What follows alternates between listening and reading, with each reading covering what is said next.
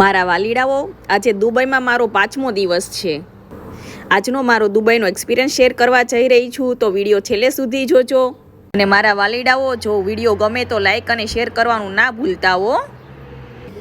ઘણા લોકોનું ડ્રીમ હોય છે કે મારે દુબઈ ફરવું છે, મારે દુબઈને એક્સપ્લોરર કરવું છે. તો આજે અમે જઈ રહ્યા છીએ ગ્રોસરી લેવા. તમે જોઈ રહ્યા છો સરસ મજાની બધી અલગ અલગ વસ્તુઓ દેખાય છે.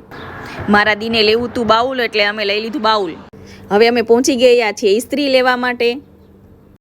મારા વાલીડાઓ, દુબઈમાં જે ગેસ યુઝ થાય છે તમે જોઈ શકો છો. પછી અમે લઈ લીધી ગ્રોસરી, ખાંડ, તેલ, જીરું. હવે તમે જોઈ રહ્યા છો ફિશ કાઉન્ટર, જ્યાં અલગ અલગ પ્રકારની ફિશ દેખાઈ રહી છે તમને. અમે પહોંચી ગયા અથાણું લેવા. તમે જોઈ શકો છો સરસ મજાની નાની નાની કાકડીનું અથાણું છે. તમે જોઈ રહ્યા છો ઘણી બધી અલગ અલગ વેરાયટીઝ છે. તમે જોઈ રહ્યા છો દુબઈનું મસ્ત ખુફૂસ, એક વખત ચોક્કસથી ટ્રાય કરજો. હવે મારા દીને પેસ્ટ્રી ખાવી હતી, એટલે અમે આવી ગયા છીએ પેસ્ટ્રી બાજુ અને પેસ્ટ્રી લઈ લીધી. તમે જોઈ રહ્યા છો દુબઈના સ્પેશિયલ કાજુ, બદામ, અખરોટ અને અલગ અલગ પ્રકારની બધી ચોકલેટ, ખજૂર. પછી અમે બિલ કરાવવા માટે આવી ગયા છીએ બિલ કાઉન્ટરે. મારા વાલીડાઓ, હવે અમે જઈ રહ્યા છીએ ઘરે.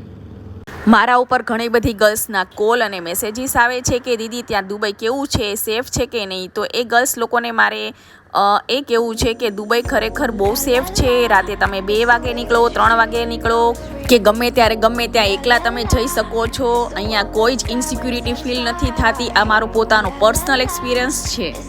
ઘણા લોકો કહે છે કે દુબઈમાં ફ્રોડ થાય છે, છોકરીઓને વેચી નાખે છે. એવું કંઈ જ હોતું નથી. દુબઈમાં ખરેખર ગર્લ્સ બહુ સેફ છે. તો મારા વાલીડાઓ, જો ખરેખર તમને દુબઈની એવું ડ્રીમ છે તો એક વખત ચોક્કસથી તમે દુબઈની વિઝિટ કરજો, દુબઈમાં આવજો. અને મારો વિડીયો ગમે તો લાઈક અને શેર કરવાનું ના ભૂલતા.